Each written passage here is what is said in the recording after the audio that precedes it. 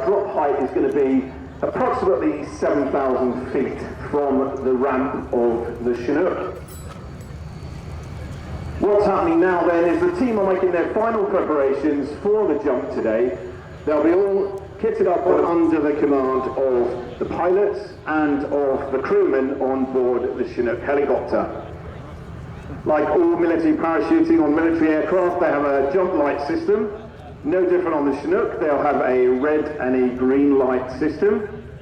When the red light comes on, that's the indication to our parachutists that they are ready to go, and they are...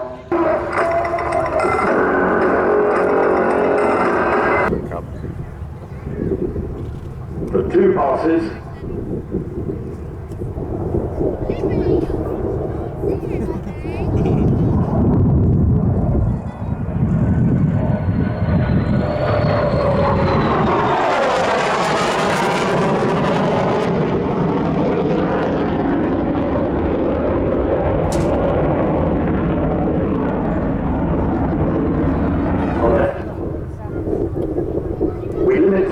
To 600 knots here, not being 600 knots now, but we limit them to 600 knots in the display here at Farnborough.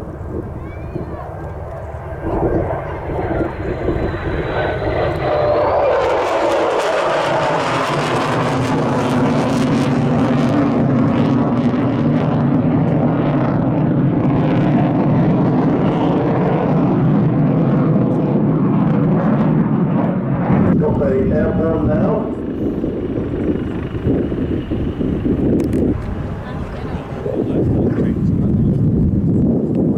This is the T625, helicopter designed and optimized to meet and exceed multi-mission requirements in hot and high geographic environments, along also with adverse weather conditions. This is Turkish Aircraft Industries. 2 turboshaft engines, each with around about 1,370 shaft horsepower. Dual channel FADEC system is also incorporated. Extensive cabin space configured to meet the requirements of whatever you want. Cargo, VIP, transportation, air ambulance, offshore, search and rescue, really whatever the customer wants. It is a retractable gear, but he's keeping the gear extended throughout his display because he's doing lots of hovering and bits and pieces and manoeuvring. State-of-the-art Turkish avionics, glass cockpit, full glass cockpit, touchscreen, integrated modular displays, 4-access dual redundancy automatic flight controls. Now it can crack along at about 160 knots. Service ceiling is up to 20,000 feet. And endurance, well, with extended tanks, extra fuel tanks, over 5 hours. As for the number of people we can put in, well, I suppose it depends on the configuration you want, but it's got a crew of 2, and it says in my notes you can go VIP 2 or 5. Well, if you're really VVIP, I suppose you can be 1. So you need 2 to serve the champagne, wouldn't you? Yes. Or you can pack in 12 passengers. So sideways, backwards flight, you can see they can go sideways and backwards up to 40 knots. Now, going backwards at 40 knots in a helicopter must be quite exciting. I did mean to ask if they got rear view mirrors or a rear view camera. Probably a camera, that would make sense, but I don't know. Program was initiated in 2013, maiden flight taking place in September 18, and the civil certification program of Gökbey is progressing incrementally. Demonstrating spot turns, low-speed flights, lateral, forward, backwards, vertical climbs, dives. As I say, diving capability up to 160 knots.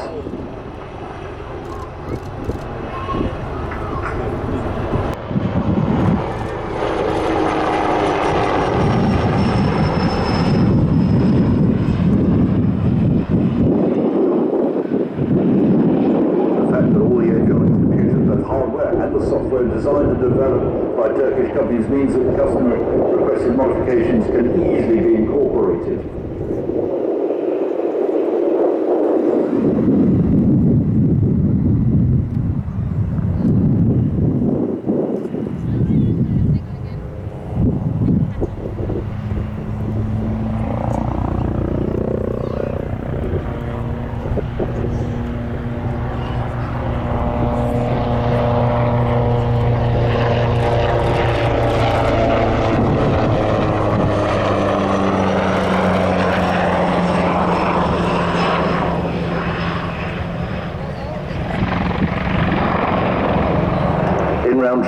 pedal turn.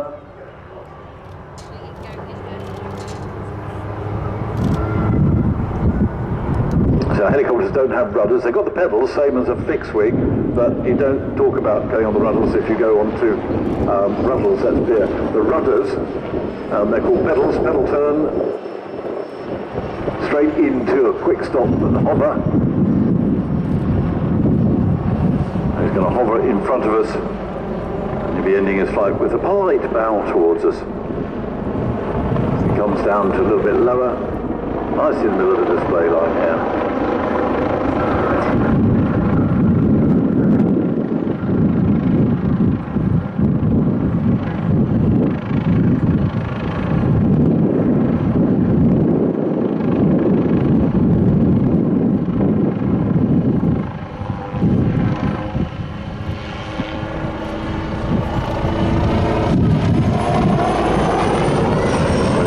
Coming into land, just had an update from the jet pits. He's now got the jets working and he's going to take off, not displays, he'll take off and go off back to his base. He's going to keep the flying program on time. The Airbus A321 should also be taxiing out. He'll be hiding behind the hangar as soon as he is snout coming out like a bloodhound from the north side. So the jet pits soon begin to take off, so hopefully on the jets as Gökbey comes into land and goes off on the taxiway back to his route on the north side. Here comes the Farnborough. Indeed, the crew's having to do SRAs, surveillance radar approaches, and talking to Mal, who's the chief test pilot of Airbus at briefing, he said it's many, many years since he's had to do an SRA, and he had to do 4 of them yesterday, down to minimas. So he said that was an interesting experience, something he hadn't done for a very long time. Jet pits now moving out onto the runway.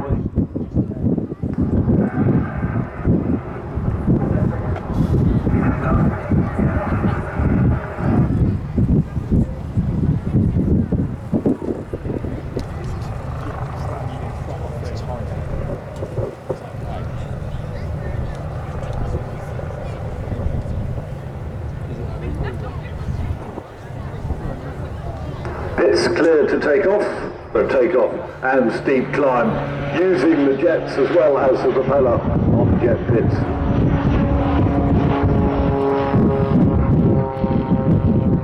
Now the pits has got pretty good performance anyway. This really does enhance so much so. Clearing off to the northwest, heading up like a test crew today, would like to dedicate today's flying display by the XLR to Michel Retif, who passed away on Tuesday at the age of 101. Now Michel was the test flight engineer on the first flight of Concorde and was the last surviving member of that crew. Of course, we know Concorde paved the way for further European collaborations in the aviation industry, taking to the air for the first time on the 2nd of March 1969, and the first Airbus program, the A300B, was launched only a few weeks later. 55 years on, the A321 XLR, Airbus's newest creation, has just received its certification and is being displayed at Farnborough by an Anglo-French team. And so they wish to dedicate to the memory of Michel Retif. That was from Mal Ridley this morning, and the next line of the email says, "This email is confidential." I don't need to read the rest of that. They've just been given cleared to take off. This with a normal Airbus display, which is dramatic. It's a very quiet aircraft, as you can't hear.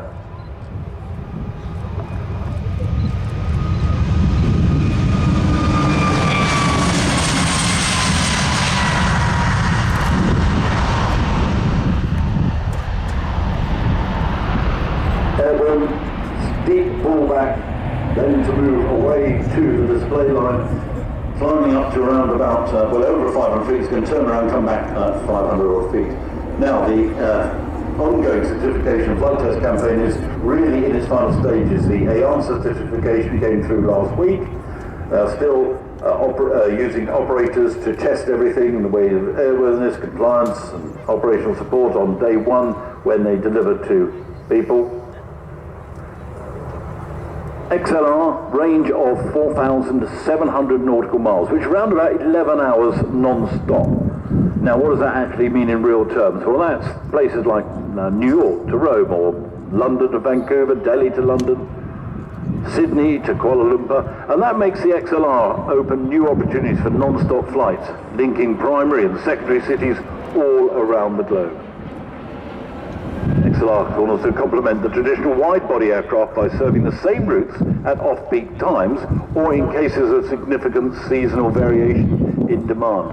And of course, the half that reason is that Airbus pilots can operate on all the range of Airbuses, all the normal twin-engined Airbuses, with hardly any training to swap between the two.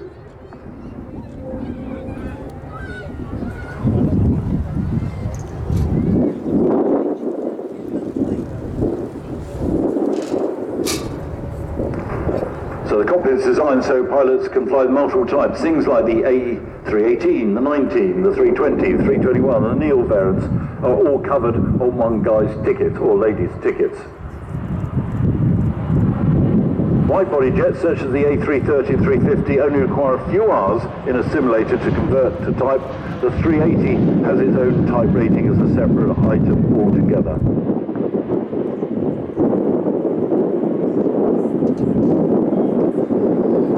Has a higher maximum takeoff weight for the longer range with increased payload. New permanent rear center tank has been placed in. That carries 12,900 litres of extra fuel. Obviously reinforced landing gear and nose gear for the increased maximum takeoff weight. Cabin ventilation and insulation and heating controls are also enhanced for high altitude and long range flights, and they're also using a mix of sustainable fuel. Sustainable fuel, as will the ATR be using, is made up of waste oil, fats, non-food crops, those sort of things. And so what? Well, that reduces the CO2 emissions by around about 80%. And today this aircraft is flying with a mix of sustainable fuel as Mal comes through, coming back into the slow, high alpha pass, slow speed pass, not the sort of thing you normally see on airliners. Yesterday, we had those wonderful vortices as he came into land because of the high humidity just off the outboard part of the flaps. And there's some great shots I saw online of him coming in to do that.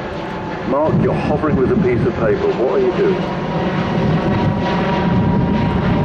Just going to say, Airbus have been announcing multiple orders throughout this particular week. A couple of the noticeable ones, Virgin Atlantic having ordered 7 new A330neos, and they're going to be powered by the Rolls-Royce Trent 7000. Also, Japan Airlines purchased 20 A350-900s and 11 A321neos, such as you're seeing now. With single-class configuration, they can put in 244 passengers in a full economy class with good, decent seats. Alternatively, lower seating density. Well, you can put it anywhere you like. You can have premium classes, you can have full flat seating, even suites, should you so desire. Now, the suites are actually a bed, and that is not something that's candy that you get from the shop, bad for your teeth. Anyway, Mal just pulled up, selecting the gear on the flap, calling downwind. The runway lights have gone out here at Farnborough. That is the cue when anybody does their final manoeuvre to land. We change to a different landing point here at Farnborough. The main landing point is somewhat in. It's a displaced threshold of a 3.5 degree slope, but for Farnborough International Airshow we have the Farnborough Lawn, which is in a totally different place. But the visual guidance, the puppies, we have 2 sets, they have to be swapped across to Farnborough Lawn, and that's also joined in with the main runway lights. So it's not that it's a dodgy plug and someone's unplugged it to do the vacuuming. It means they've called downwind to land, and it's a different lighting configuration to land. As Mal brings round the magnificent A321 XLR to position to land here at the end of his display. And they, I think, will be going out later. I haven't got that on my departure list for later tonight, so they might be staying overnight. Have a look, the F-15, he is taxied, he's waiting to cross the runway.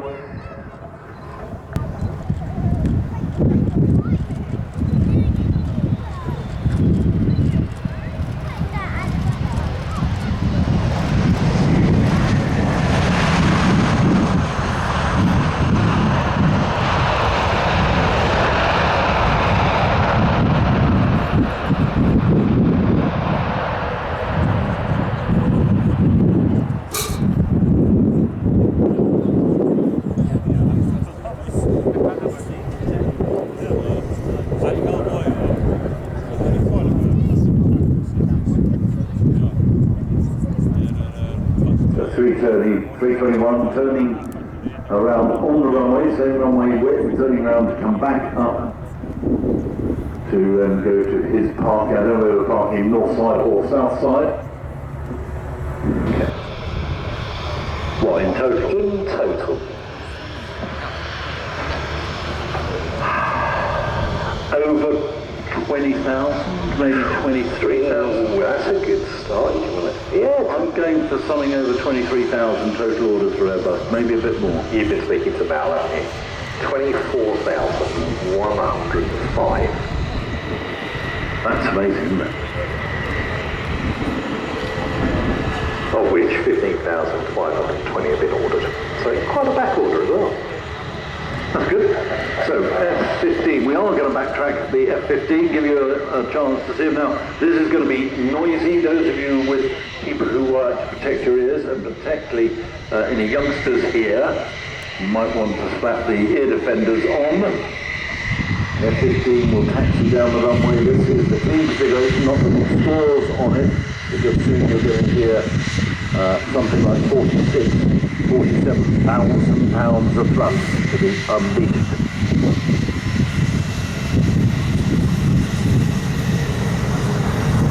Being flown by Boeing pilots.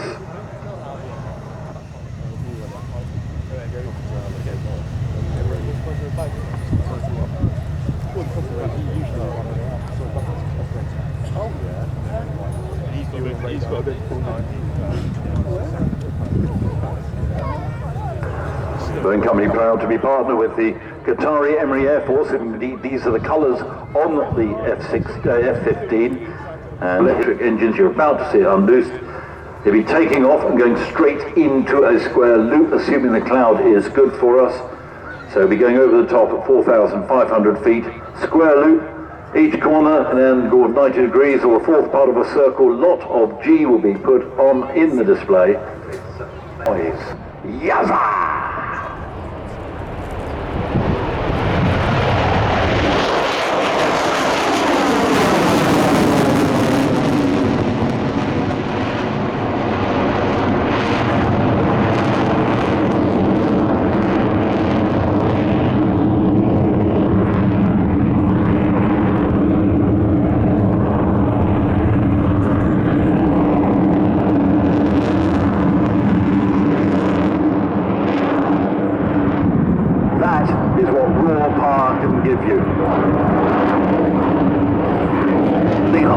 As he comes back down the bottom of the square loop, down to 500 odd feet.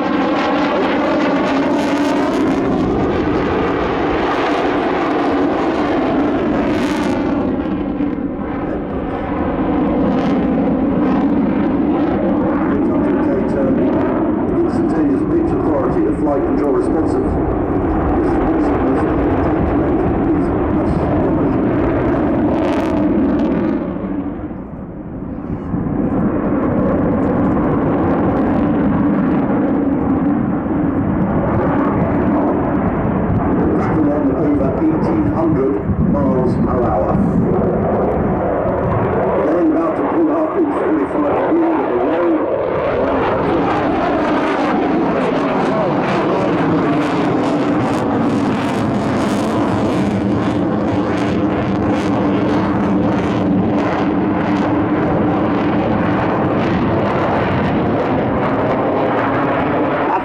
From the top of the wing surface, back down. Shortly put on the low.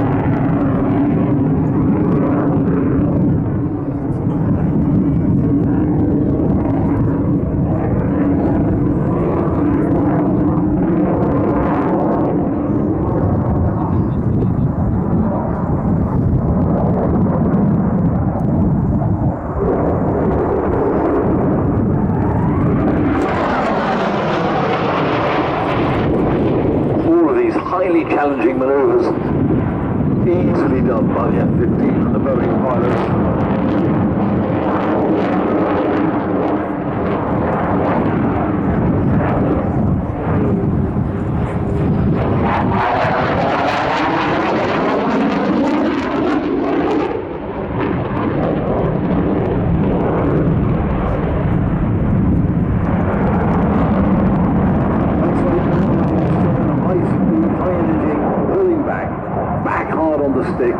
Maximum G keeping us firmly within the airfield boundary.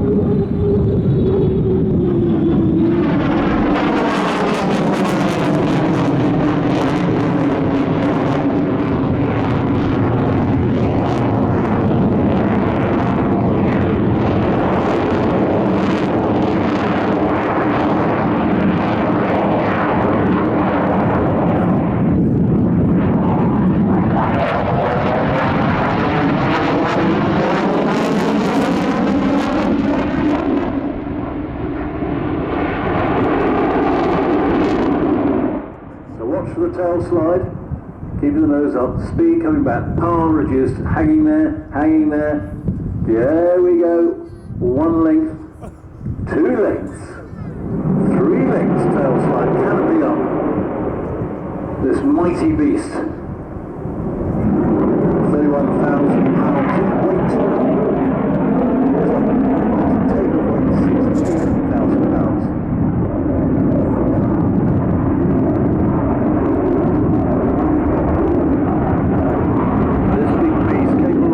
To 65,000 feet over Mark 2, range around about 3,400 miles. This is a beast and a bit. As I say, off to Qatar to start squadron service along with 3 other stablemates. He'll be going to Lakenheath later on this afternoon.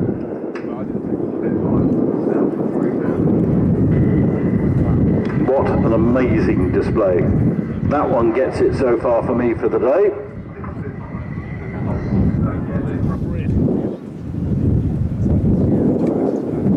They'll come in using form drag for braking, aerodynamic drag, so they keep the nose wheel very firmly off the ground for a lot of the landing run. That just puts the wind under your wings and slows you down better without having to slam the brakes on, have this big speed brake out. Using a 3.5-degree slope coming into Farnborough to land on Farnborough Long, and then be turned around for his departure later on some stage, as I say, up to Lakenheath.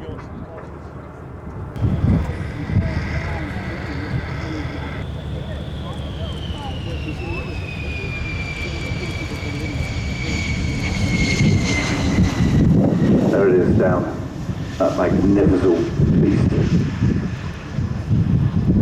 The next item we have is a touring item, already airborne, coming in from Biggin Hill. I won't talk very much.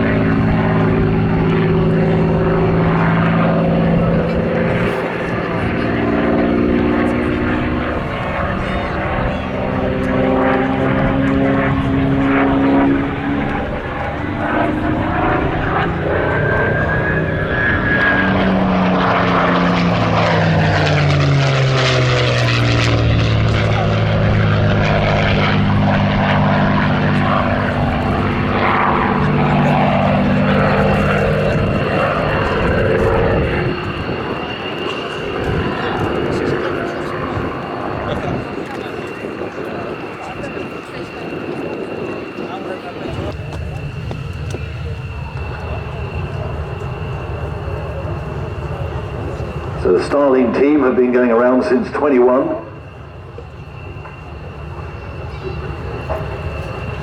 Comprised of the British Aerobatic champions Tom Castle and Michael Biggin, performing high-octane close formation aerobatics, including gyroscopic tumbles.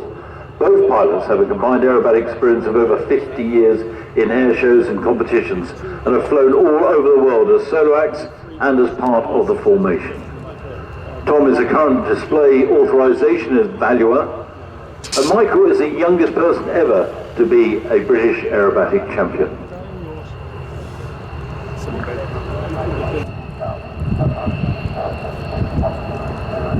He's also, I think, the youngest Spitfire pilot in the UK, having flown over 50 types of aircraft, ranging from gliders to airliners.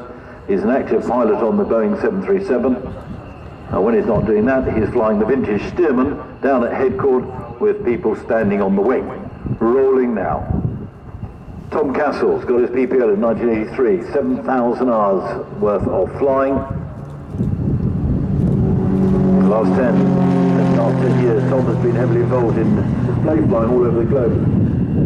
He also runs his own aerobatic academy in Yorkshire, where he trains next generation competition pilots.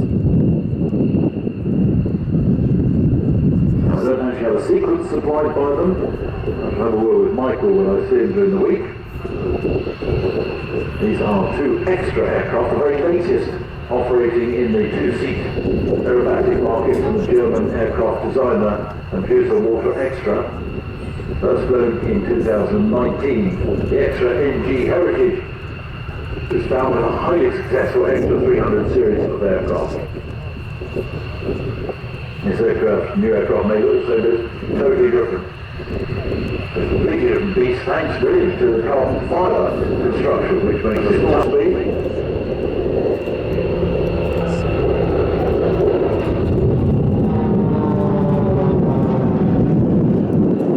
That's a nice tight formation.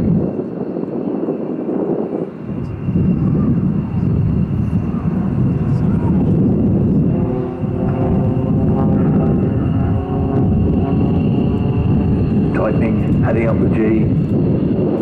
The long crown wind that they're going to have to battle with. Oh, that's wondrous. That's neat. What would be really clever if you could get different colours in there and you could spell out words in Morse code. But then of course you'd probably spell out the wrong word, but I'll leave that to your imagination.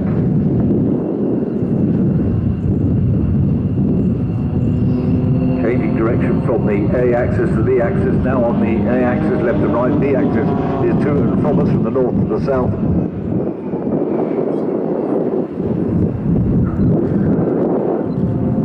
Changing direction on the top of the loop, back onto the B axis.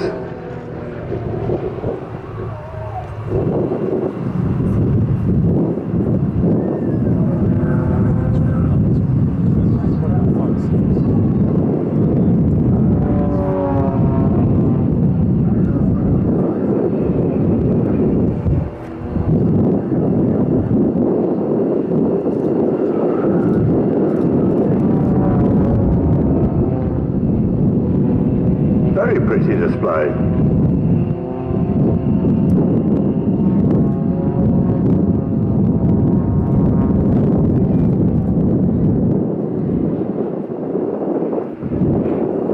Actually using very little of the airspace that we've got here, keeping neatly in the display box.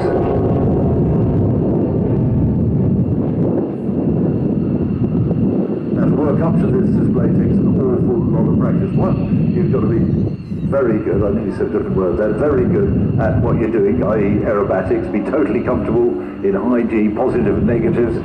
Then you've got to be good at formation flying, and then you've got to put the two together, and then you've got to practice, and then you've got to go in front of an examiner who will see how good it is, who will be very, very critical if necessary to get up to this sort of standard to display here at Farnborough and the other displays they do around the world. These sort of things don't just come together overnight.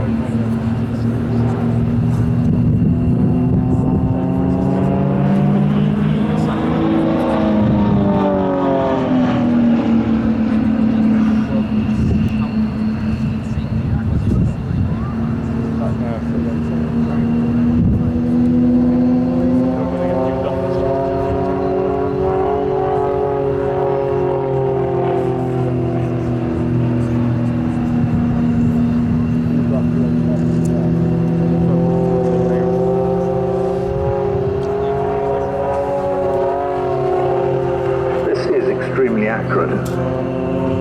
Really accurate. Hard work to do this.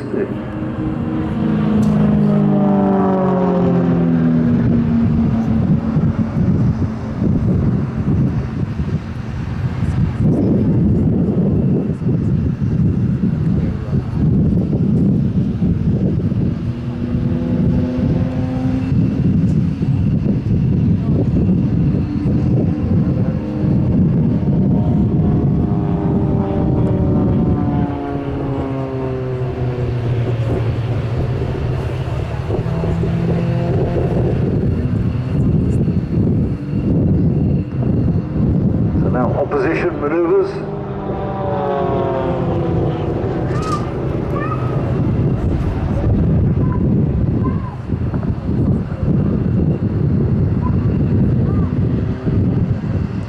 Turning up over on the 45-degree roll on the way down. Opposition left and right.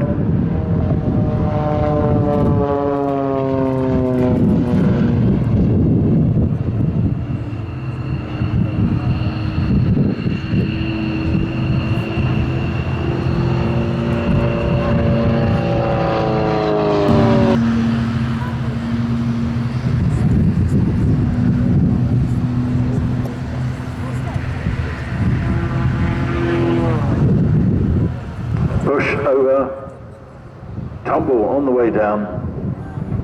You can see the good rate of roll, carbon fibre wing.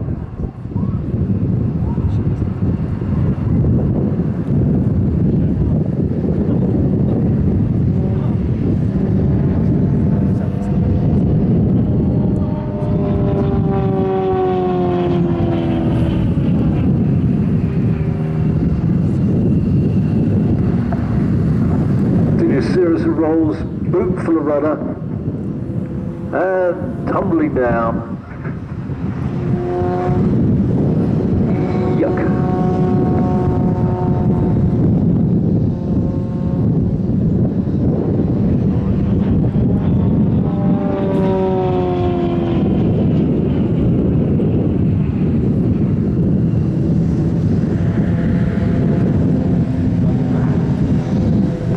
How about that stick in, well, whichever corner of the cockpit you can imagine. A lot of gyroscopic G rattling the eyeballs about. Stick forward, boot for rudder, nicely out on the display line.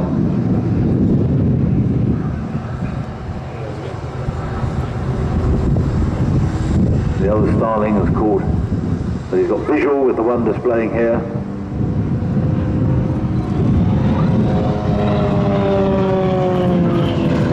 Michael why they were called Starlings, did because he's cheap.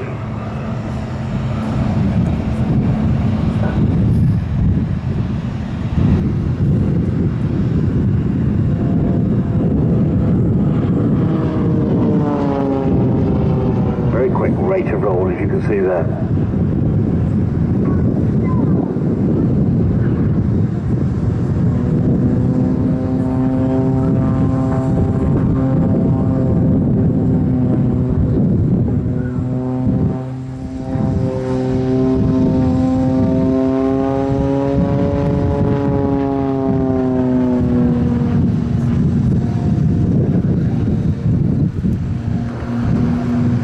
Oh yes, throw it around the sky.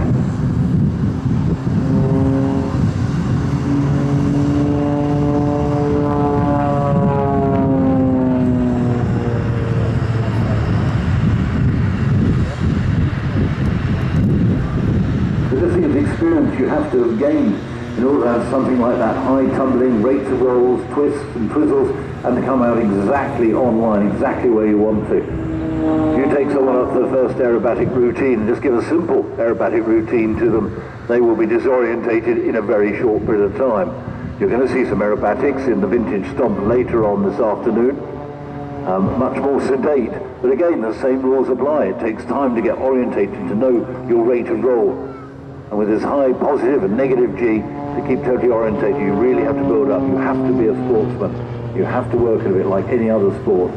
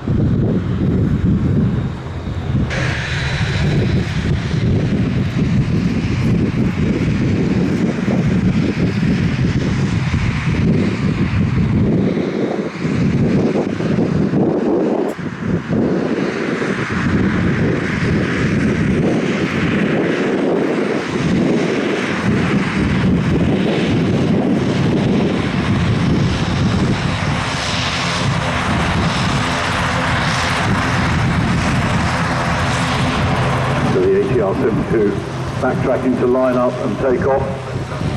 We have a message for young Barry Holmes. Young Barry Holmes, could you please meet your carer at the agreed spot. So the ATR also with sustainable fuel.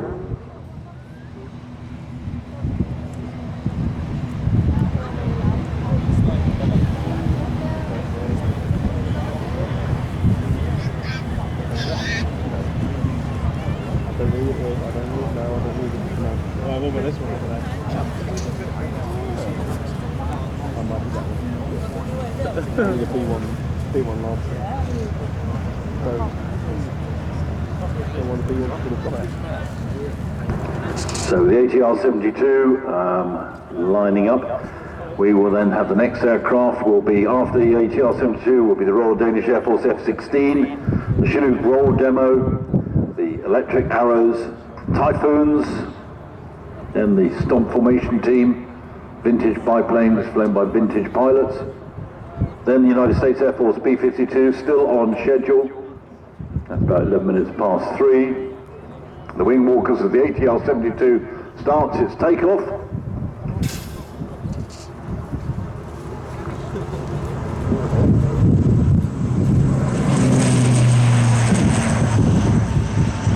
ATR, one of the world's premium regional aircraft manufacturers, for the below the seat, the 90 seat numbers.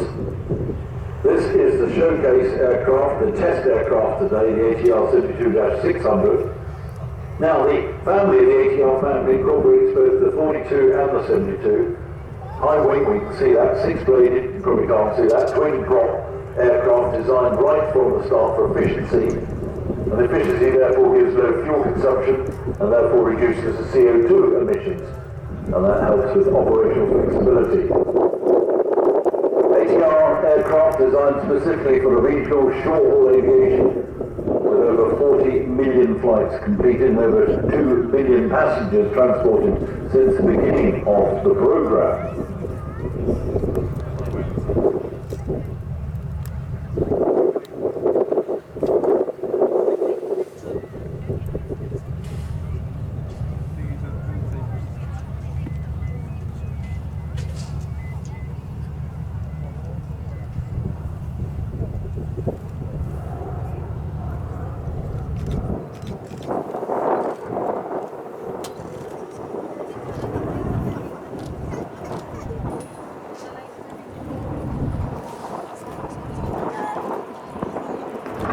ATR is a joint venture between Airbus and Leonardo, created way back in the early 80s, 1981.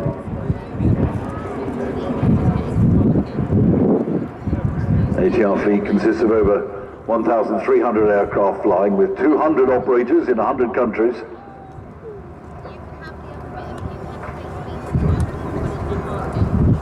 ATR aircraft burn 45% less fuel than similar regional aircraft.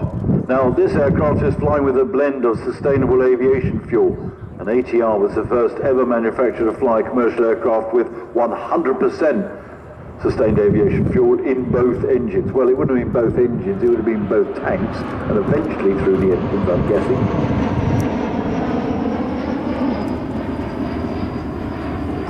The manufacturer is expecting 100% SAF compatibility of its aircraft in the second half of this decade.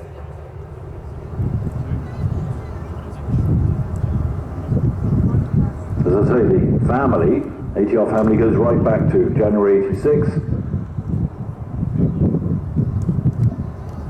They also have a freighter, dedicated freighter version. So for the freighter version, the cabin windows have been deleted and the floor has been strengthened. Large cargo doors incorporated in the forward fuselage with a further cargo door fitted in the rear. This one is not the freighter version, obviously. Features a spacious modern cabin.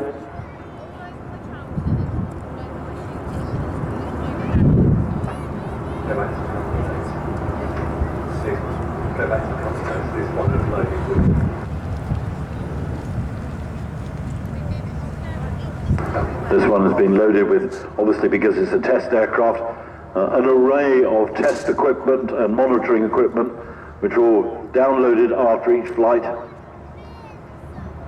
Advanced sensors, computers measuring and analysing flight data, testing out new systems to guarantee a performance and state of art of the aircraft with the flight experience in the envelope.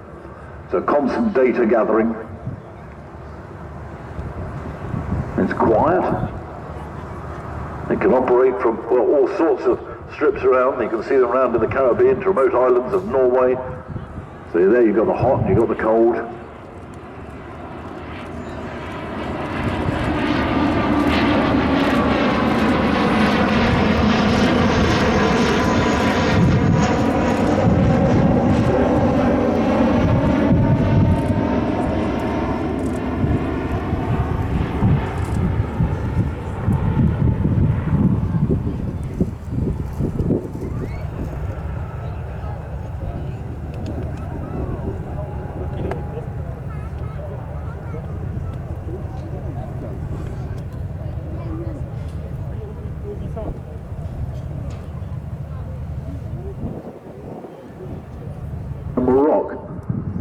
That's quite a few years ago, I think 2011, something like that.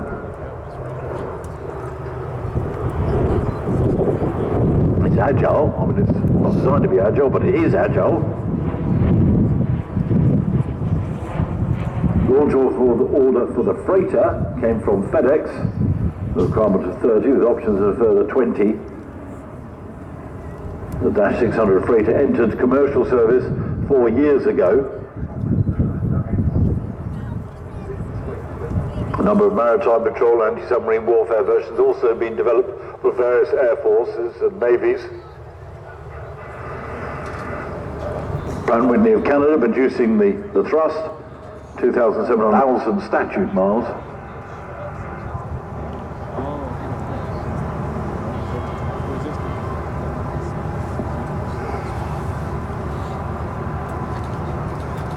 Positioning on right base to land on runway 24 here at Farnborough.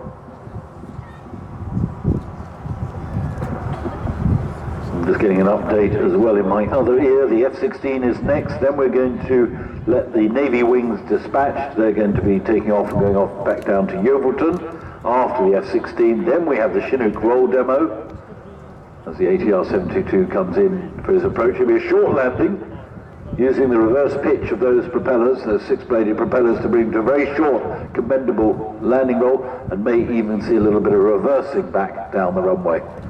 At least that's what we've done for the rest of the week.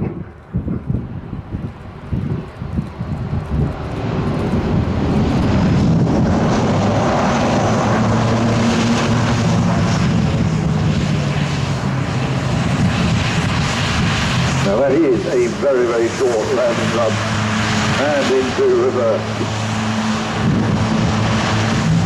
And now we're into forward thrust. When you're reversing an aeroplane, whether you're using jet engines or turboprops, and you want to come to a halt, you don't put your feet on the brakes, because that'll put the bottom straight on the runway. You put it back into forward thrust.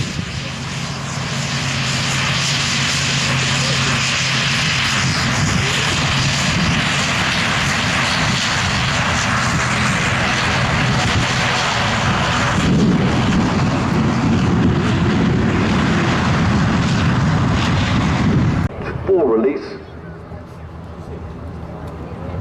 I haven't heard what altitude we've got, but I'm hoping that we've got the full altitude available, and this is again a noisy and dynamic display.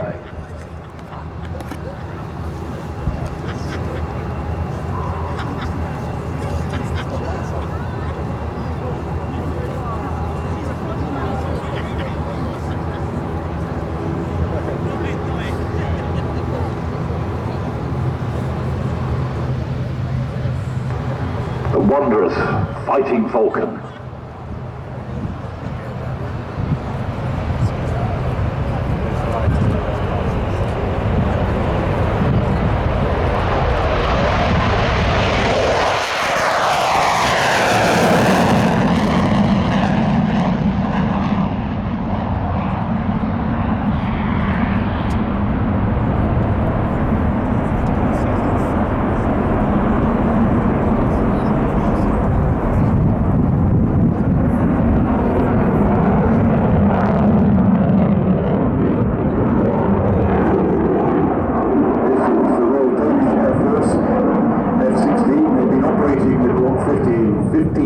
since the 80s. This is the very much updated version.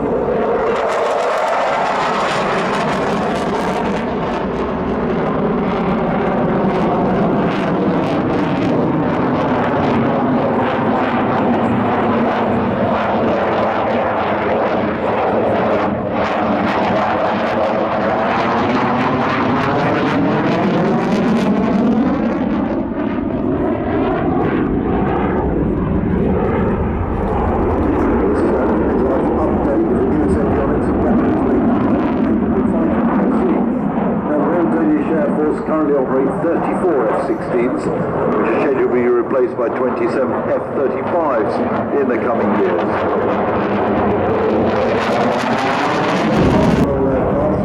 Executing both air-to-air and various air-to-ground missions. Danish aircraft equipped with advanced lighting for targeting pods, Aerobatic viewing system,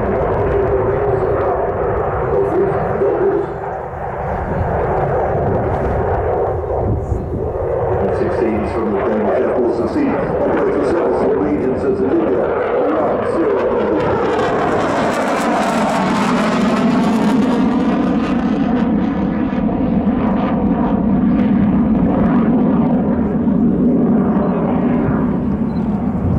Flown today by Teo, one of Denmark's most experienced F-16 pilots, has more than 20 years of operational service, both as a frontline pilot as a flying instructor on the Type. In terms of flying displays, he's been putting the F-16 through its paces in the last 7 years. I just paused to do some sums then. I apologise. Lightweight, agile aircraft. This comes back in from the right. Positioning, I think, for the slow speed, high alpha pass. Down the display line, speed draining off the pitch, picking up, the nose going higher and higher as he slows down, higher angle of attack, just sitting waiting to unleash that raw power which he would do down on the left-hand side of the display line to climb away. Just whispering past the Falcon, ready to be unleashed. A wondrous burst of power shortly.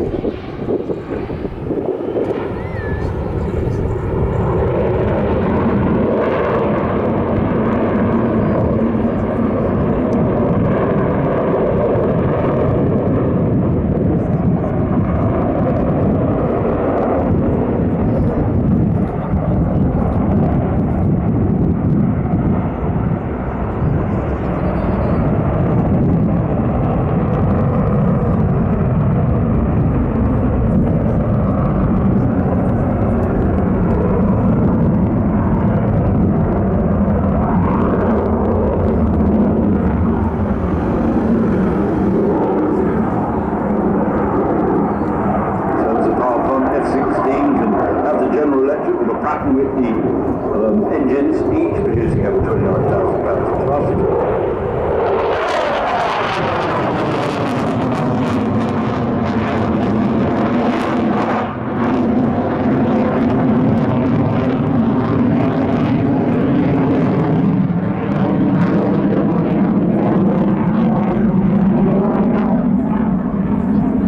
Visibility from that cockpit is quite superb. You'll see that when he comes into land. Single piece bubble canopy, pilot sitting up quite high, and fantastic all-round visibility. In terms of armament, air-to-air missiles can be loaded on each wingtip. 6 underwing hardpoints are available, along with 1 under fuselage centerline hardpoint. It's got General Electric cannon just in the port wing route.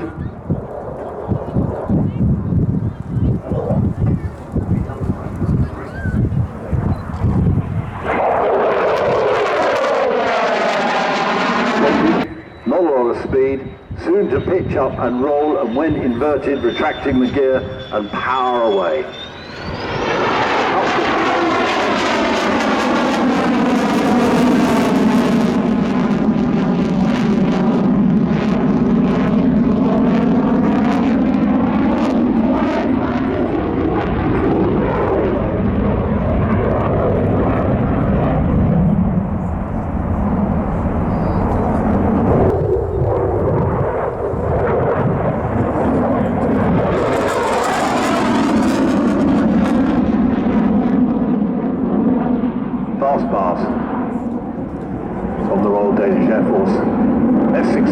Fighting Falcon.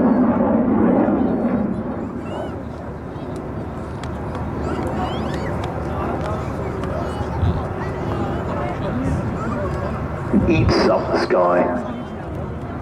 Bear in mind it's the same sort of age as the F-15 that we saw flying earlier. Both come from the early 70s.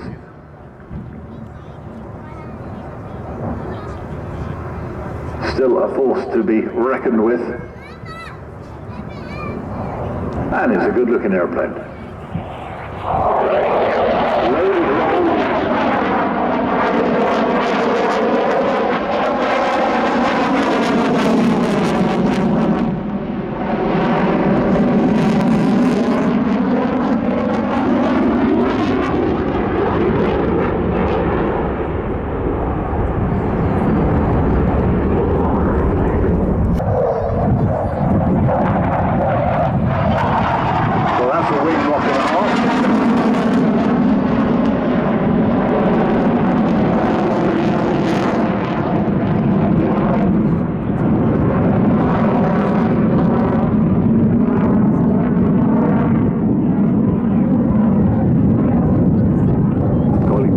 To land. F-16 Fighting Falcon from the Royal Danish Air Force.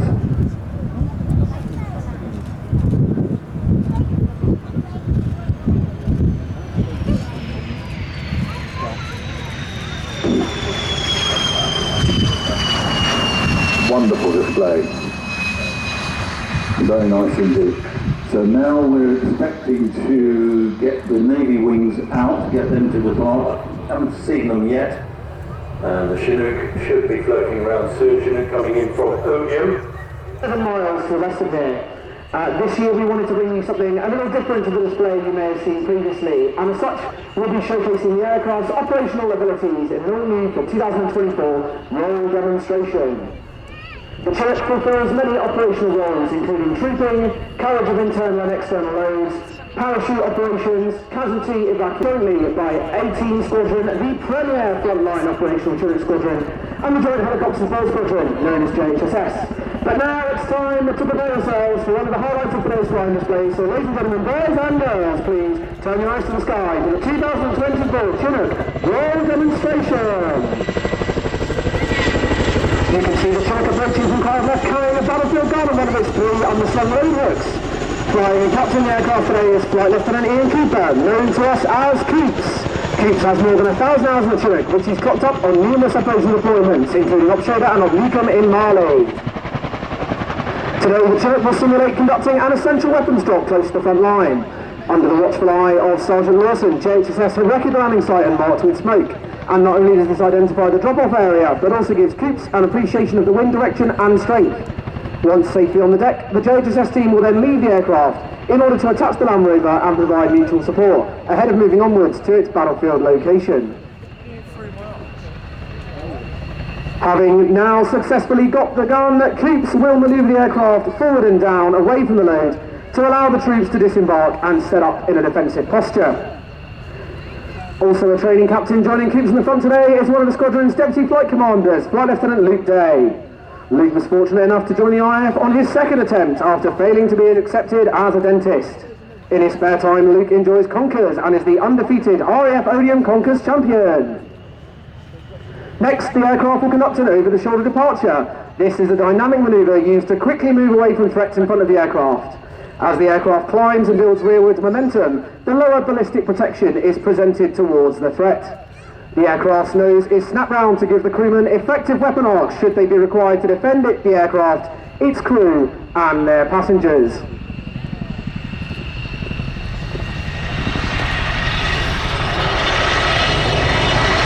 Having built up forward speed, the Chinook will now reposition to provide overwatch for the troops on the ground, scanning the area ahead for potential threats before returning to the drop site to offer close installations. The Chinook is inextricably linked to the modern battlefield. During conflicts in Afghanistan and Iraq, the unmistakable sound of the Chinook's blade slap offered reassurance to those on the ground, letting them know that help was always to hand. The unmatched power of combination of agility, power and endurance has put the Chinook at the forefront of support helicopter operations for over 40 years, always making its time and target, whatever the task. Keats is now re-entering from stage left, setting up to fly a profile known as the dog bone, named as such because of the pattern it makes when viewed from above. The dog bone profile keeps the aircraft's weapon systems looking towards potential threats for the maximum amount of time. As Keats and Luke fly past, he'll keep the speed back, present the starboard weapon system to the threat site, and give the troops on the ground maximum support. This is a great opportunity for a photo opportunity, and you can get ready to hear the Chinook's iconic blade slap. As Keats snaps the aircraft left, he'll manoeuvre away from the crowd before reversing the turn, bringing the aircraft back in the opposite direction. Whilst the Chinook operates above on the ground, you can see JHSS, the Specialist Helicopter Handling Unit for Defence. JHSS are a joint squadron made up of Army and RAF personnel based out of RAF Benson in Oxfordshire.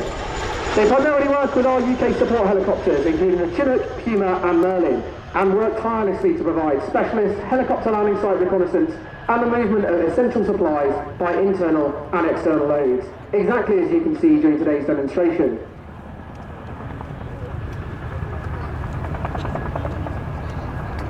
You may recall back in 2019, following an intense storm, a dam situated directly above the town of Whaley Bridge in Derbyshire was on the verge of collapse. Engineers called in the support of the Chinook Force to assist, and it was the mighty 18 Squadron who answered, moving 400 tons of aggregate to successfully shore up the dam whilst engineers drained the reservoir. As the Chinook begins its second pass with Gökbey, you'll see the team's number 2 crewman looking out of the starboard window today. And today, that is Sergeant Aaron Woodward. Born and raised under the illustrious Blackpoolites, Woody hasn't always been aircrew, initially serving in the elite Royal Air Force Regiment as a gunner, where he once passed the unforgiving 5-miler of death. Keats will be working extremely hard to handle the corners today, as not only does this offer mechanical sympathy to the aircraft, but also make sure any passengers remain in a fighting fit state to conduct their duties once on the ground. The Chinook is an incredible aircraft and is supported by a huge team of engineers that keep the airframe functional and airworthy 365 days a year to hold national standby commitments. It's worth noting that all of the crew and supporting units that make today possible are drawn exclusively from frontline units, and all of our display activities are conducted around normal operational commitments. And it's thanks to tireless work of the aircrew, engineers and supporting functions that has enabled a running landing. The running landing is a manoeuvre used when the aircraft is operating with limited power, such as flying at high rates, in hot and high climates, or in an emergency with one engine inoperative. This is because maintaining forward speed reduces the power demand on the aircraft. As they position for the running landing, they'll look to run the aft wheels on, and you can see how the tandem rotors of the Chinook are used to bring the aircraft to a complete stop. Showing just how much control he has over the aircraft, Keats will be bringing the aircraft to a stop on just the 2 aft wheels before lowering onto all 6.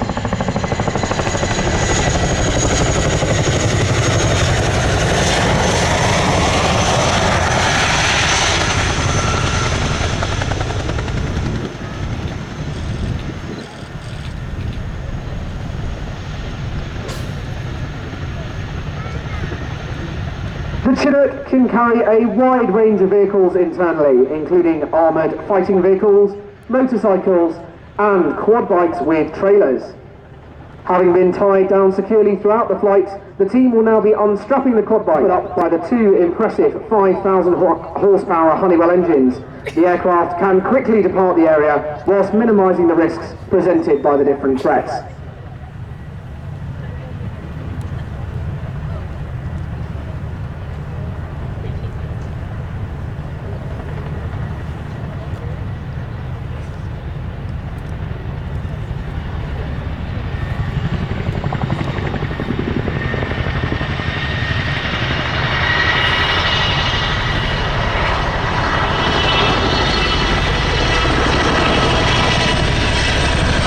As the aircraft repositions once more, the team would like to express our gratitude to our air operations staff who ensure all of our training runs smoothly, the logisticians who ensure spare parts and fuel are where they're required, and the air traffickers we work alongside to ensure safe landings every time. The nose down quick stop is a flying technique that is used to turn the aircraft about on a sixpence. Quick stops are a core handling skill for any pilot, and these allow us to keep the speed as long as possible and are particularly useful when troops are spotted late into an approach or during dusty brownout or snowy whiteout conditions. This dynamic manoeuvre enables us to rapidly adjust from maximum flying speed to bringing support to troops on the ground in the minimum time. Coops will be setting the aircraft up at 140 miles an hour, and he will then rapidly decelerate the aircraft by flaring and turning with the pedal. This forces the side of the airframe to act as a windbreak. After the nose down quick stop, the Chinook will be expeditiously manoeuvred forward and down to recover the troops on the ground.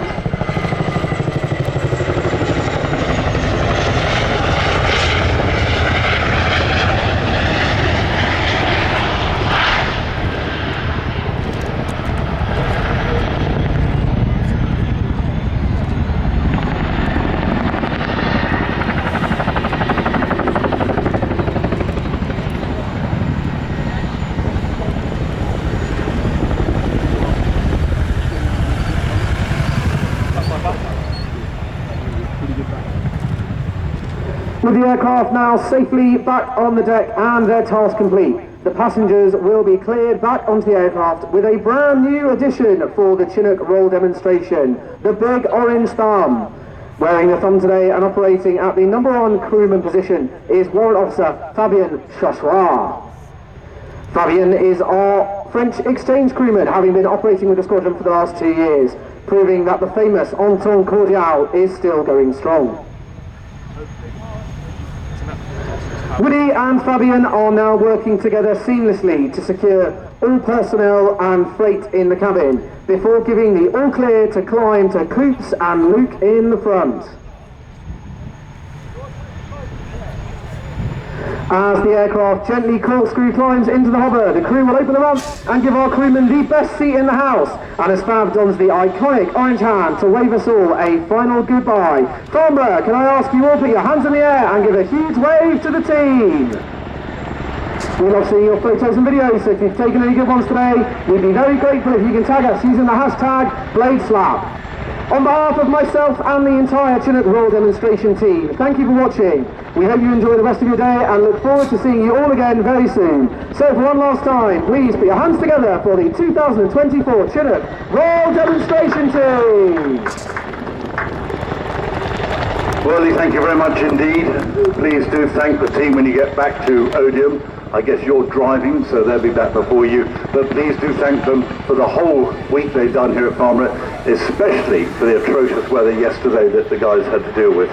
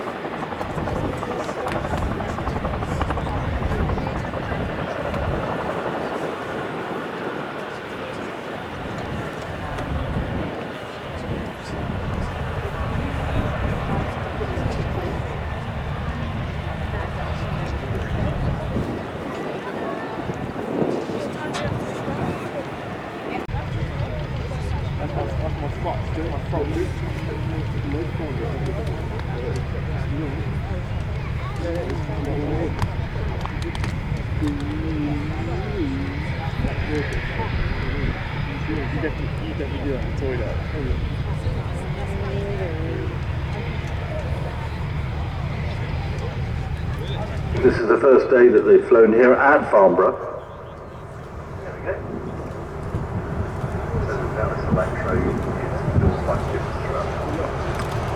Built by Pipistrel. That's uncannily quiet. That is actually a bit spooky.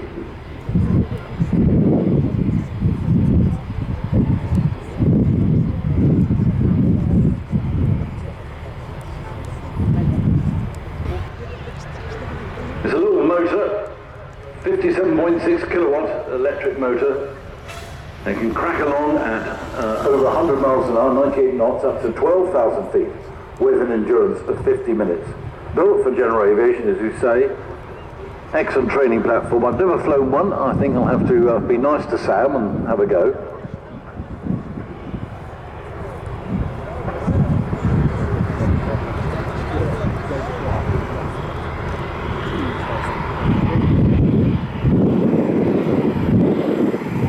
That is extraordinarily quiet.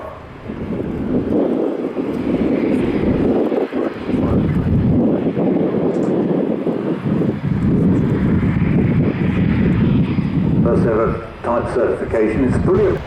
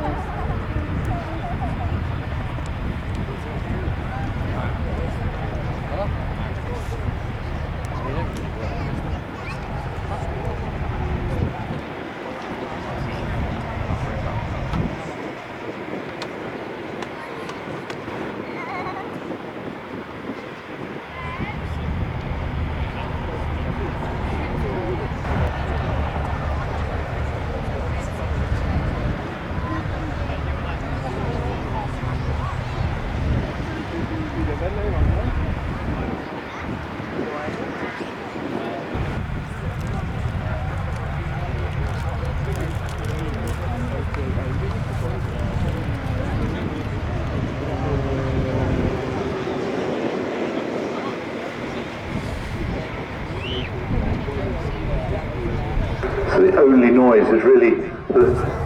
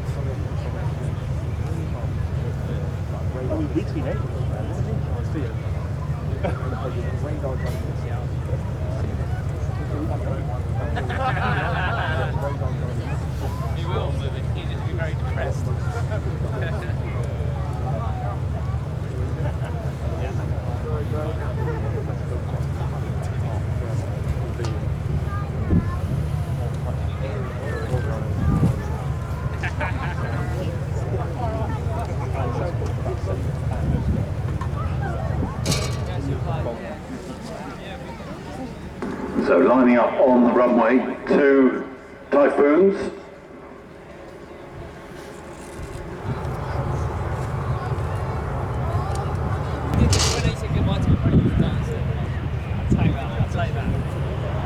Here we are.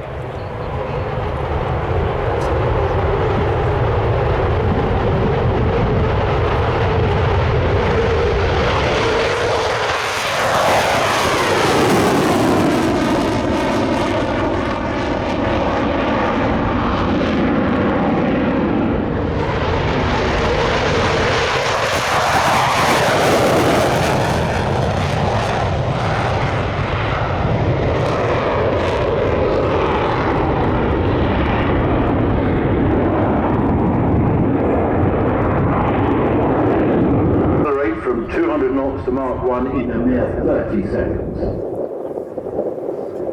That is some oomph.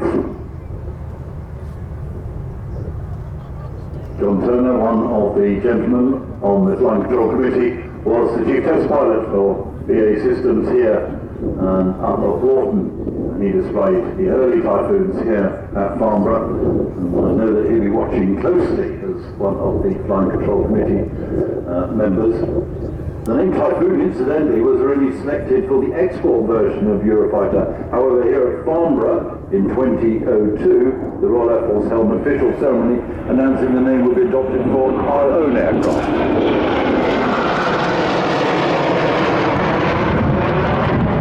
These two are from the Italian Air Force.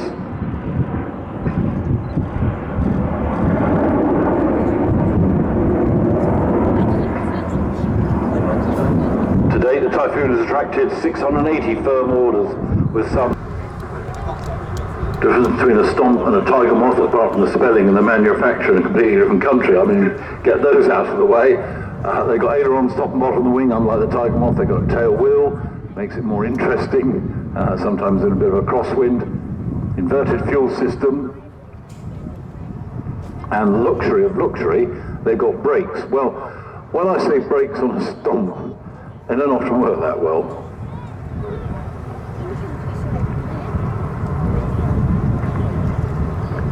The Stampe formation team grew out of the Tiger Club biplane 4 of the 1970s and 80s.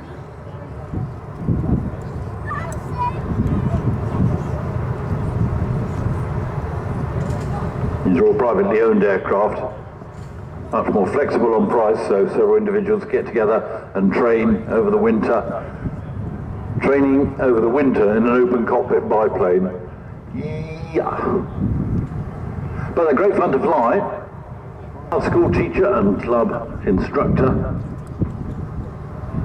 And in the yellowish aeroplane, the one furthest from us, is Richard Berland. Rolling now. So you'll see this, let's just stick forward in a moment to get the tail up. That gives you directional control, yes, because you've got clean airflow over the rudder, which you want to get. Doesn't take long to get airborne. You've got to wait for different altitudes to get rid of people's weight turbulence. You don't want to be in that in the formation. Now we go puttering off to altitude.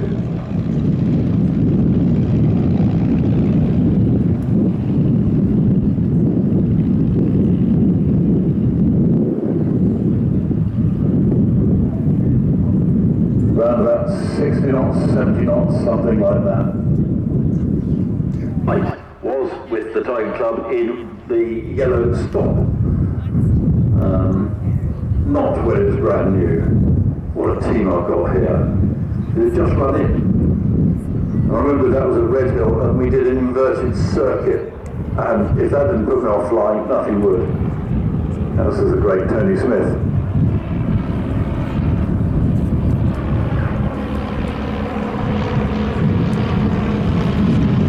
Isn't that pretty?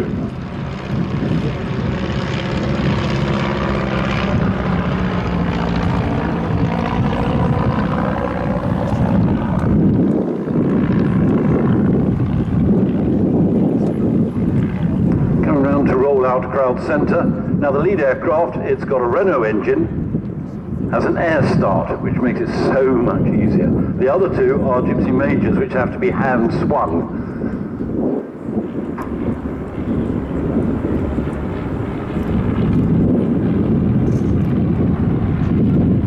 They're an absolute swine to start when it's a hot or a warm engine.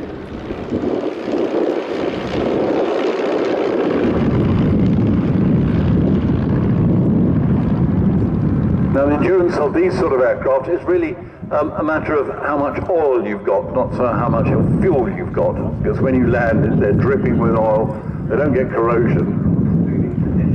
Moving into echelon. Now you'll see if you have binoculars or you close in on the cameras on the lead aircraft, the red aircraft, you'll see all the hand signals by Richard to the other two Richards of the signals that they want to do. They know their formation, they've done lots of practice, but you need a command. white and blue aircraft form of Rothman's aircraft from the Rothman's Aerobatic team. Still has the smoke system installed, which actually is pretty basic. It's a jerry can welded to the front cockpit and pumped up with a foot pump to put the pressure to put the smoke items, i.e. diesel, into the exhaust, into a tail chase. So there's the Rothman's one with the smoke system going. Pulling up, check, wing over to the right. Now we talk about the Stampe versus Tiger Moth, 4 ailerons versus 2, tailwind versus skid, inverted system, rather than just that, brakes.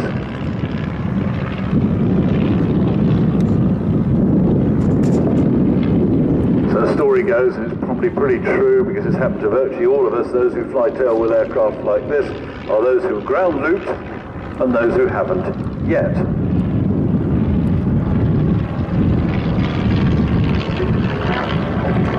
The round robin, the maypole dance.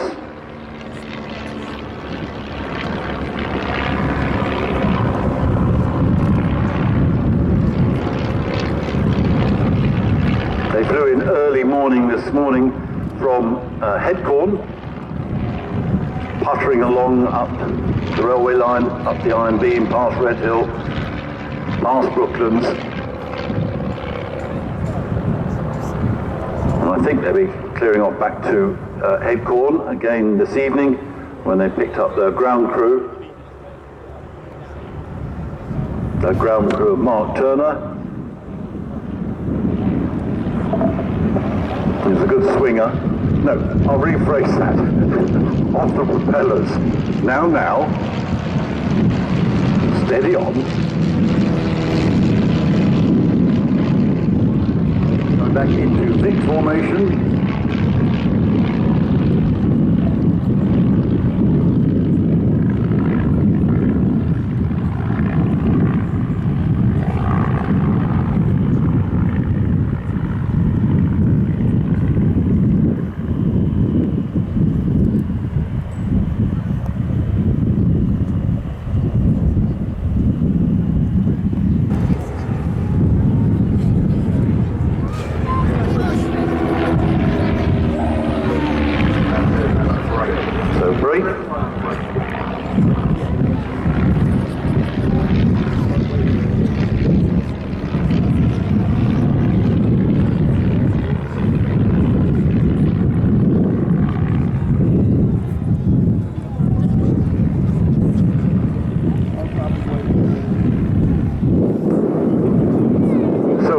But actually quite a quick rejoin up.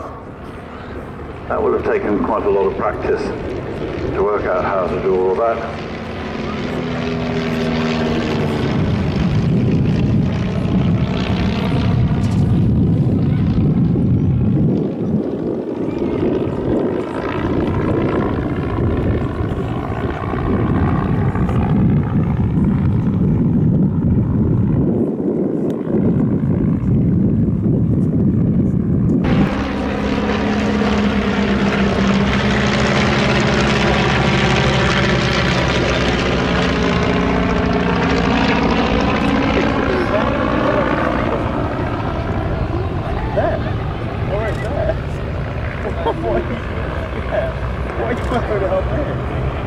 That's nice spacing of the leading aircraft's turbulence, vice versa all the way down the Rhine.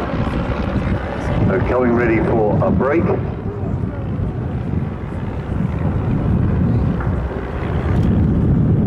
Yeah. So much more than we're up there.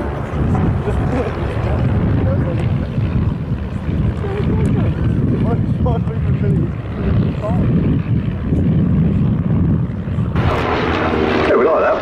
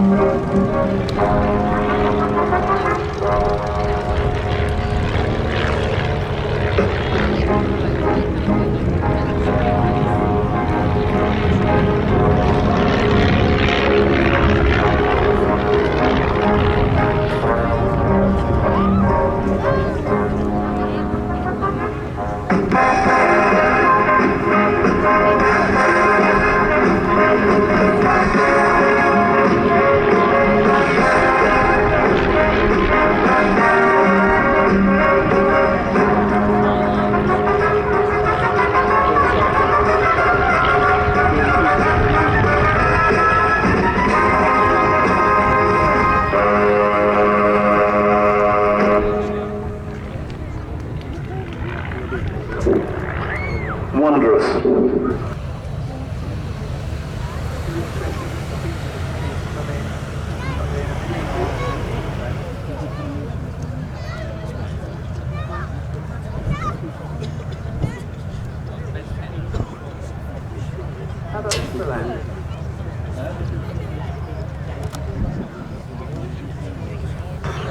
How about that for a slow approach?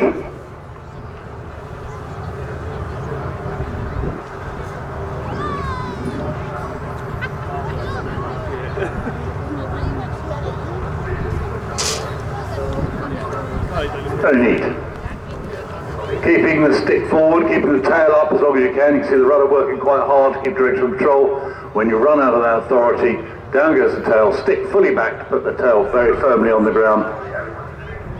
And keep pedaling away, look at that. Whack, whack, whack, whack, because there's a bit of a crosswind.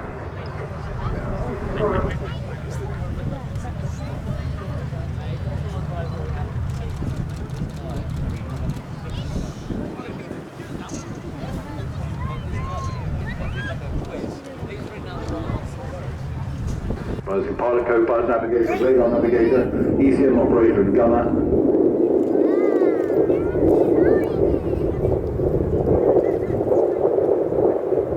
Look at that.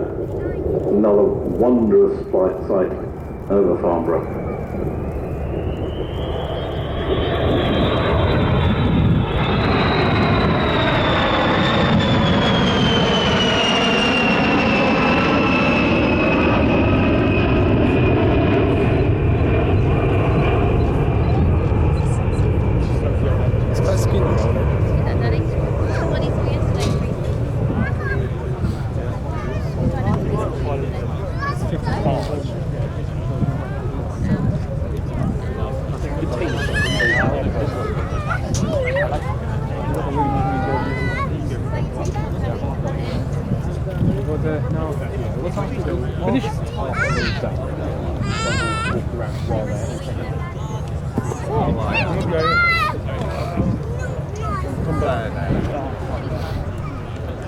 Stearman clearing off to a direct flight to the United States.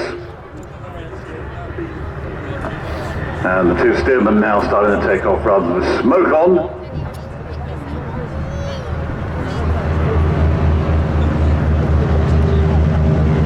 With the girls outside.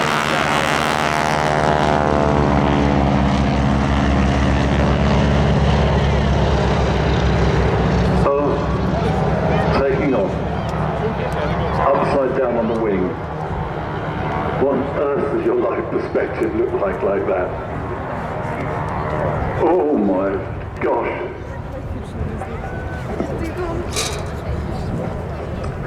Now we see where the crosswind's going.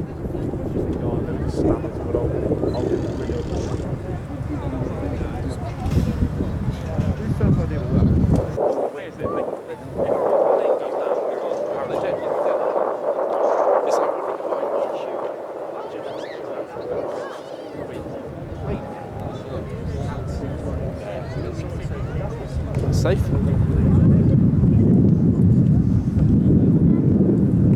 And got airborne, do some quick in-flight checks, safety harnesses, etc., before coming in to do this. I mean, it's a great display by the two steermen anyway, let alone with the young ladies on the roof. Since 1984, base AeroSuperBatics have been operating as famous airshow teams, including Crunchy Flying Circus, Justin Buckley, the Gurnard Wingwalkers, the Breathtaking Wingwalkers. They've done these shows throughout Europe, the Middle East, China, Japan, India, Australia and the Philippines.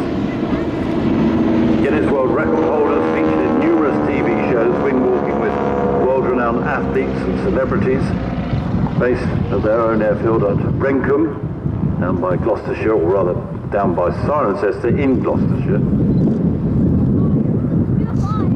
And if you're thinking of a sponsorship, if one of the big companies here is looking for sponsorship, you might well talk to this team, because you might be the next sponsors and have your names on the aircraft and the team when they go around the world displaying. Founded in 1984 by Big Norman.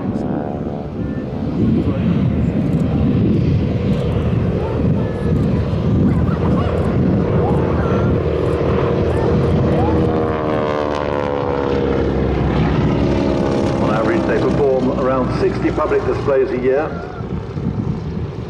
entertaining over 6 million spectators at large live audience events.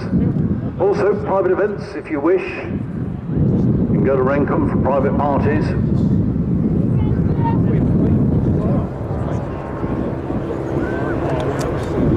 The aircraft, 1940s Boeing Stearman biplanes. Now what you're going to see is manoeuvres, including loops, rolls, stall turns, vertical flight, all reaching speeds of up to 150 miles an hour, and G-forces up to 4 times the force of gravity, 4G.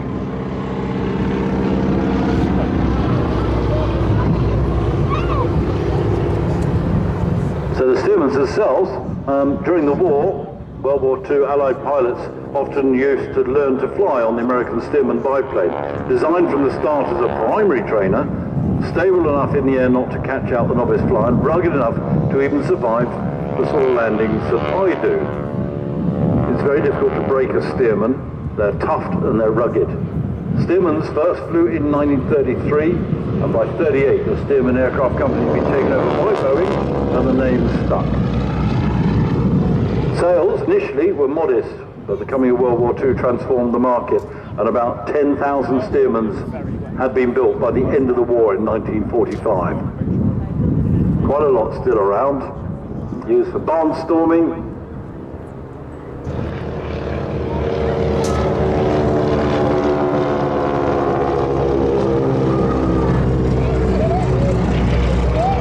Fuselage is a welded steel tube, and the wing spars and ribs are made of wood, both covered in fabric.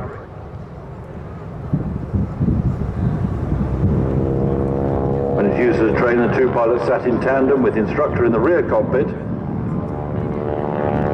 Open cockpits actually incidentally were favoured for training aircraft because novice pilots were encouraged to get the feel of their aircraft and the way the wind was blowing around their head. Really an important factor in making sure that the aircraft was flying in balance, or indeed most of the time not. The contemporary British biplanes very similar, though considerably smaller and less powerful. Barnstorming acts in the 20s and 30s, a tradition that still carries out this day, certainly in the United States and over here. Thousands of Stearmans after the war came into the civilian market. They ended up doing crop dusting and all those sort of events.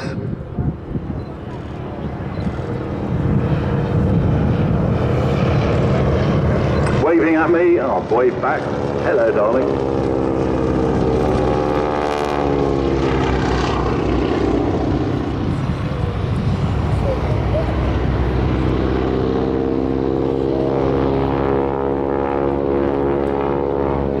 So who was the director of North by Northwest? Airplanes that make up AeroSuperBatics Wingwalker team are not stock Stearmans, however. There are no controls in the forward cockpit because the Wingwalkers need to climb up and out, and they don't want to be standing on the control column at the most inappropriate moment, getting up onto the upper wing where they can begin their act. I mean, often when they're transiting, the girls climb down from the wing and get into the cockpit, and prior to arriving at the display, they'll have to clamber back up onto the top wing in flight.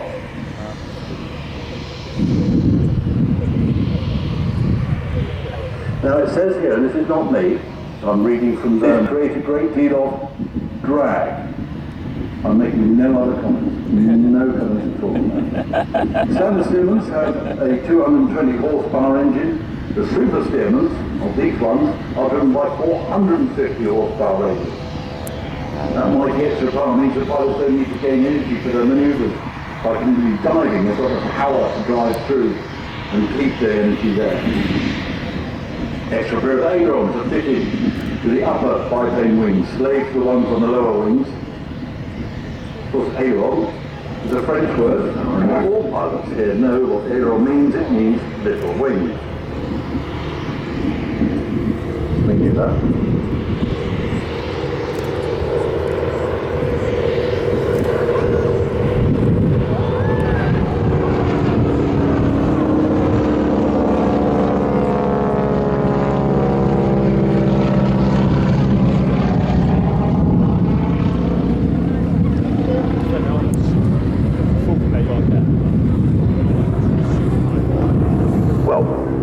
team up here has worked out that it's Alfred Hitchcock was the director. The other person, it seems, had never heard of the film at all. Cary Grant, or the steerman with the machine gun.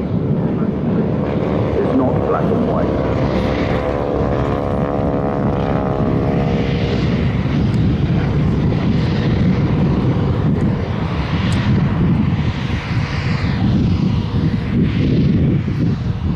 So if you think you hear the rasp from the propeller tips, off to the rasp of a steerman, or indeed a half at getting airborne, is the wing tips, the tips of the propellers going supersonic.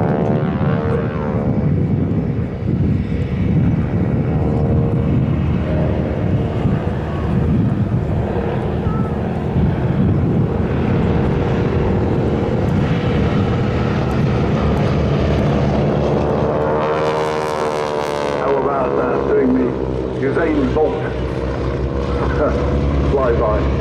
Now they have passed from one aircraft to another, a baton before, one flying left, the other right way up.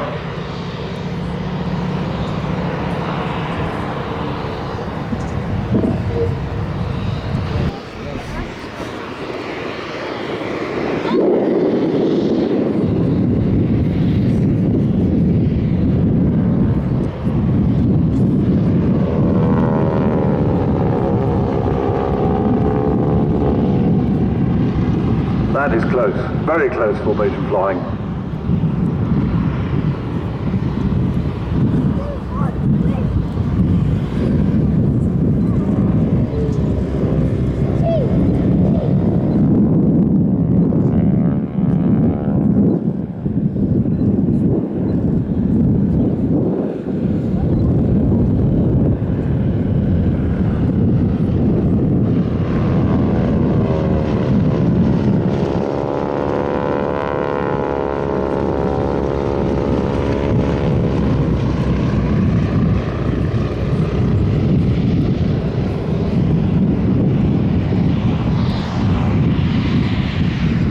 Danish Air Force F-16.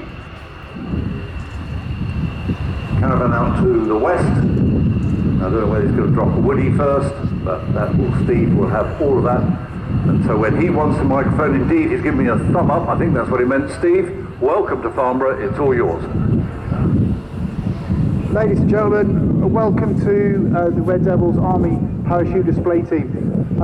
Firstly, it's an honour to be here again. We were here 2 years ago. We're here on Tuesday as well. So thank you all for turning up. If you quickly look above now, you will see the Cessna aircraft about 2,000 feet, and it has just dropped 2 streamers. This is known as the Woody Run. It's the wind director indicator. The pilot and the team leader will look at this simple design of tissue paper and plasticine, assess the direction, and this will assist with the smoke on the ground, the final run-in for the 10 jumpers that are about to exit the aircraft today at approximately 6,000 feet. So I'm Captain Steve Chard, I'm the OC of the team.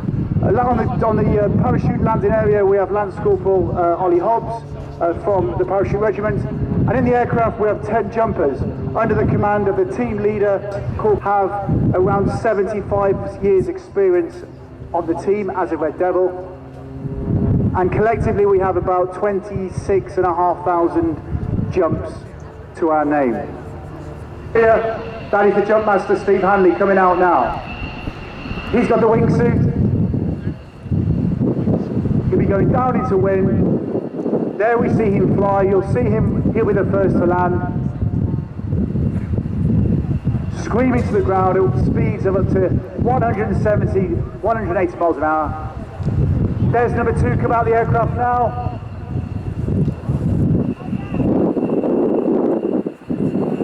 Three, 4, 5, 6. Always important to count the full 10. 7, 8, 9, 10. There's the 10 complete. Corporal Hanley's only a few hundred feet to the ground now.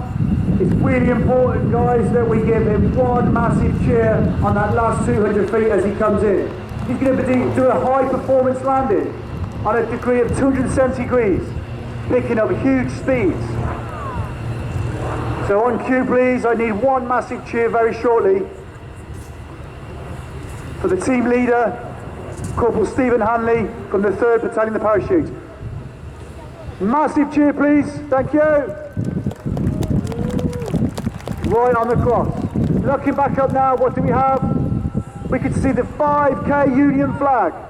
It's the largest display flag in the world. And the team's in the process of going bigger, 7,000 square feet. We've got Corporal French, who's the jump master today,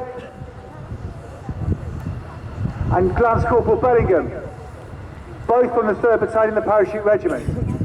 Corporal French has been in the team now for over 10 years, highly experienced individual, passed on huge amounts of knowledge to the team. Massive cheer please for Corporal French from the 3rd Battalion of the Parachute Regiment. And also Lance Corporal Bellingham from the 3rd Battalion as well. We also have there the British Army flag, 2,000 square feet. And that's Lance Corporal Danny Watson from the 3rd Battalion also. Lots of training goes in to jump with these flags, especially in winds. And then we have Lance Corporal Louis Cuddy behind him with a Support Our Powers Parachute Regiment flag as well.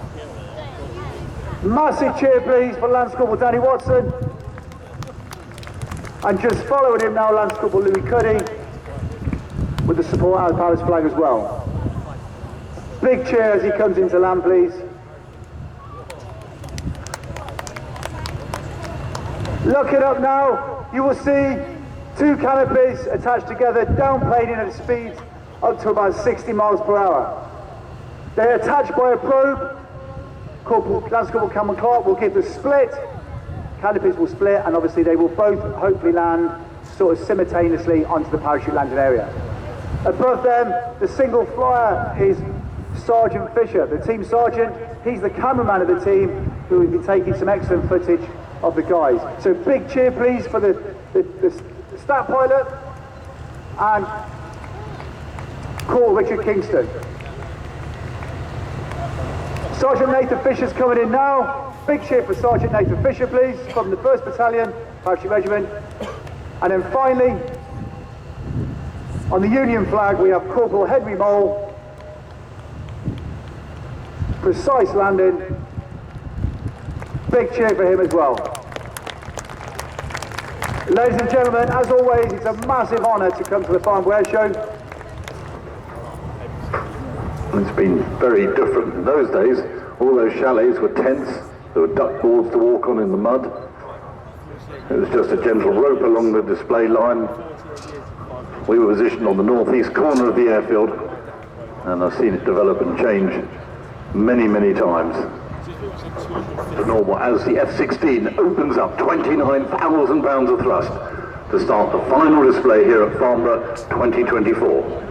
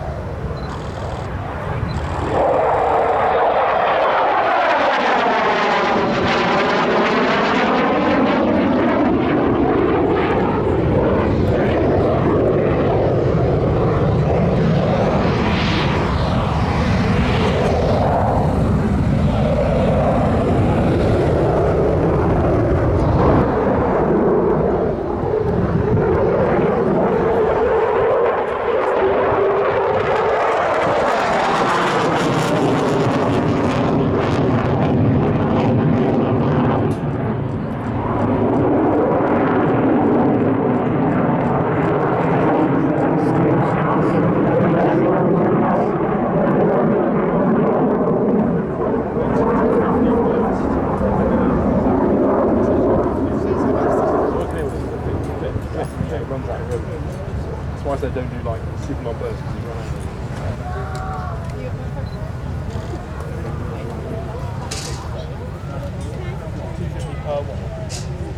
Per burst. No, as in like it's sold on the likes of internal memory, send it to SD card.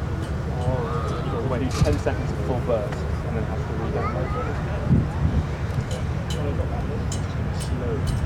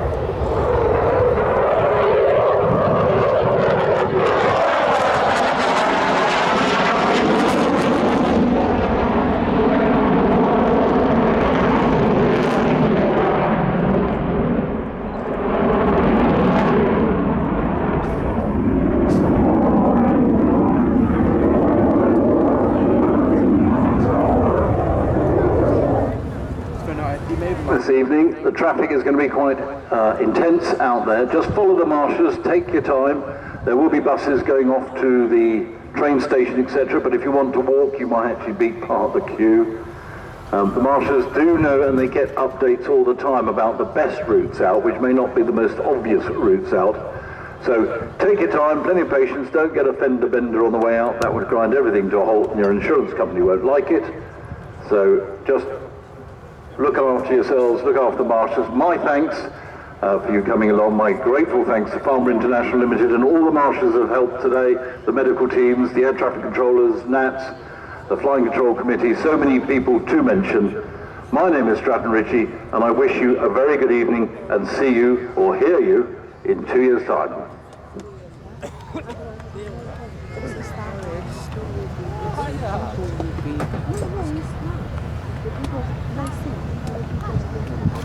Yeah, the flight is only every 2 years.